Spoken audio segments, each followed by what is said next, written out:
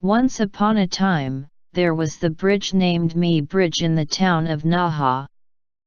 And there was one candy shop on foot of a bridge. In a certain summer at dusk, rain continued from morning on that day. There will not be the person coming to buy a candy on this day. We are slightly early, but let's close shop. Grandfather of the candy shop closed his shop early after a long absence. When he drank tea leisurely alone, then a sliding door sounded tap tap tap tap. Did the winds picking up? Grandfather thought so. He heard a sound knocking on the door clearly this time. Tap tap, tap tap. Who is this? I closed my shop anymore. Do you come again tomorrow? Tap tap, tap tap. As she knocked on the door over and over again, Grandfather opened a doorway unwillingly. Then a woman in a white kimono got wet dripping in the rain outside and stood. I'm sorry, but I want some candies, the woman said in a thin voice. Oh, welcome. Though you came for buying with much effort, I am sorry I am not attended to immediately. Please take any candies. Grandfather wrapped a candy in paper and held it out. It was good. My child is pleased with this. Thank you. The woman handed money to Grandfather with a smile. You go back carefully. Yes, thank you. When the woman bowed deeply, she disappeared in rain.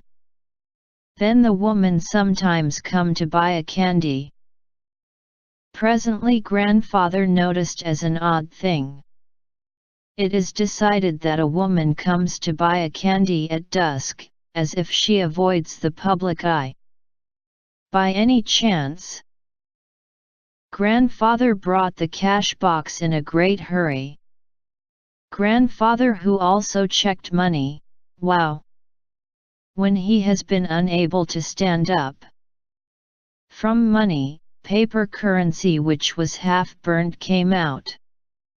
The paper currency is the money made with paper that a dead person seems to use in the middle of a trip of the death. When Grandfather shivers with paper currency, he heard a sound knocking on the sliding door. Tap tap, tap tap. Maybe she will come. Grandfather opened a door quietly. Then after all the woman of the white kimono stood outside. Grandfather, give me candies, please. The woman said in a thin voice. Okay, then, this. It seemed to be important. The woman held the parcel of the candy on a chest and returned when he held out a candy while Grandfather shook. I am scared. But do I follow me? Grandfather decided to follow the back of the woman. The woman went ahead through the mountain path and arrived at a certain grave in a mountain. After all, that woman is a ghost. When Grandfather saw it expectantly, the woman turned around toward Grandfather for an instant and just disappeared in a grave. When Grandfather goes to in front of grave, mule. Mule. From a grave, he heard the crying of the baby. Ugh, wow. When surprised Grandfather returned to the town immediately, he told everybody that he saw it. And they gathered in front of a grave, with the Buddhist priest and with the owner of the grave. We removed the stone of the grave and were surprised to see the inside. There was a baby who sucked a candy near dead mother. The face of mother was the woman who came to Shirley buy a candy. By a story of the owner of the grave, this woman had died of a disease before giving birth to a baby.